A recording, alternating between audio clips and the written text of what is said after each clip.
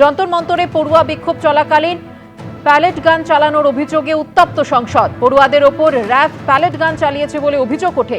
ছড়ড়া গুলিতে 3 পড়ুয়া আহত হন বলে অভিযোগ বিক্ষোভকারীদের। কোন পরিস্থিতিতে গুলি চালানো হয়, এসওপি মানা হয়েছিল কি, গোটা বিষয়টি নিয়ে তদন্ত চলছে জানিয়েছেন সিআরপিএফ এর ডিজি জিপি সিং। প্রশ্নফাঁস কাণ্ডে উত্তপ্ত সংসদ। বেলা 12টা পর্যন্ত লোকসভা এবং রাজ্যসভা দুয়েরই অধিবেশন মুলতবি করা হয়েছে। যন্তর মন্তরে পড়ুয়া বিক্ষোভ চলাকালীন প্যালেট গান চালানোর অভিযোগ ঘিরে উত্তপ্ত হয়ে ওঠে আজ সংসদ।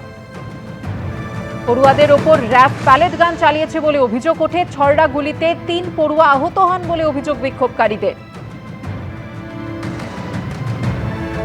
বিস্তারিত জানবো, কথা বলবো আমাদের প্রতিনিধি বিজেন্দ্র সিংহের সঙ্গে। বিজেন্দ্র,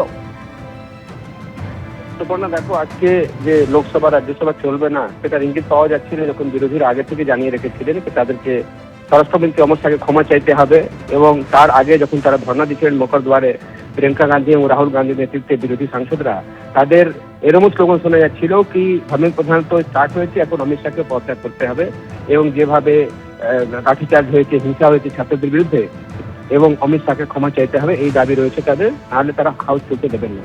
দেখা গেল একই চিত্র লোকসভা রাজ্যসভা যখন স্টার্ট হলো তখন 12টা অব্দি 2 হাউস অ্যাডজার্ন হয়ে গেছে। ইতিমধ্যেই লোকসভায় যে বিল আনতে চলেছে সরকার, সেটা নিশ্চয় দেখেছি 12টার সময় এটাকে করবেন মন্ত্রী জিতেন্দ্র সিং, যেটাতে আরো কড়া আইন করার পরিকল্পনা রয়েছে সরকারের। সেটাতে এখন বিরোধীরা সেই সময় কি করেন সেটা দেখতে হবে। যদি আজকে ইন্ট্রোডিউস হয়ে যায় লোকসভায় বিল, সেটা দুটো সময় আরো আলোচনা করে আজকে পাস করে দিতে চাইছে সরকার। রাজ্যসভাতে অচল অবস্থা একই রয়েছে, সেখানে বিরোধীরা অমিত শাহ অ্যাপোলজি করতে হবে, ক্ষমা চাইতে হবে, মাফি মাঙ্গো, স্বরাষ্ট্রমন্ত্রী এই ধরনের স্লোগান তারা দিচ্ছেন। সেই জায়গায় হাউস চলবে কি চলবে না তারও সম্ভাবনা আজকে কম দেখা যাচ্ছে। ধন্যবাদ বিজেন্দ্র।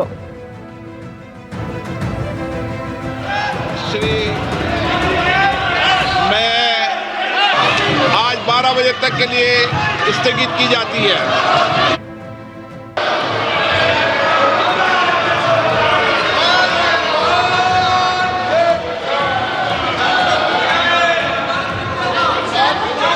माननीय सदस्यगण, मुझे सदन को গত 24শে জুলাই লোকসভার বিরোধী দলনেতা রাহুল গান্ধী কি দাবি করেছিলেন দেখুন। ये जो हमारे फ्यूचर पे गोली चलाए हैं, लाठी मारे हैं, उन पर कार्रवाई होनी चाहिए। नरेंद्र मोदी जी जो पूरे सिस्टम के ऑपरेटर हैं, वो ऐसे जैसे हजारों युवाओं से माफी मांगी। हमने पोजीशन क्लियर कर दी है, स्टूडेंट्स ने पोजीशन क्लियर कर दी है। যন্তর মন্তরে পড়ুয়া বিক্ষোভে পুলিশের অ্যাকশন নিয়ে কাল সুপ্রিম কোর্টে শুনানি। গোটা দেশের জন্য এসওপি তৈরির ব্যাপারে চিন্তা ভাবনা করা হচ্ছে। শান্তিপূর্ণ বিক্ষোভ দেখানো গণতান্ত্রিক অধিকার, বিনা কারণে লাঠিচার্জ হওয়া উচিত নয়। প্রশ্নফাঁস কাণ্ডে শুনানিতে মন্তব্য সুপ্রিম কোর্টের। যন্তর মন্তরে পড়ুয়া বিক্ষোভে পুলিশ অ্যাকশন নিয়ে কাল সুপ্রিম কোর্টে শুনানি। গোটা দেশের জন্য এসওপি তৈরির ব্যাপারে করা হচ্ছে চিন্তা ভাবনা। শান্তিপূর্ণ বিক্ষোভ দেখানো গণতান্ত্রিক অধিকার, বিনা কারণে লাঠিচার্জ হওয়া উচিত নয়। প্রশ্নফাঁস কাণ্ডে শুনানিতে মন্তব্য সুপ্রিম কোর্টের। ये मैंने सुना है कि अभी भी एफआईआर फाइल कर रहे हैं बिहार में, बंगाल में स्टूडेंट्स के खिलाफ।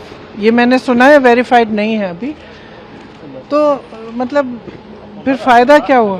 एबीपी आनंद एगिए थाके एगिए राखे।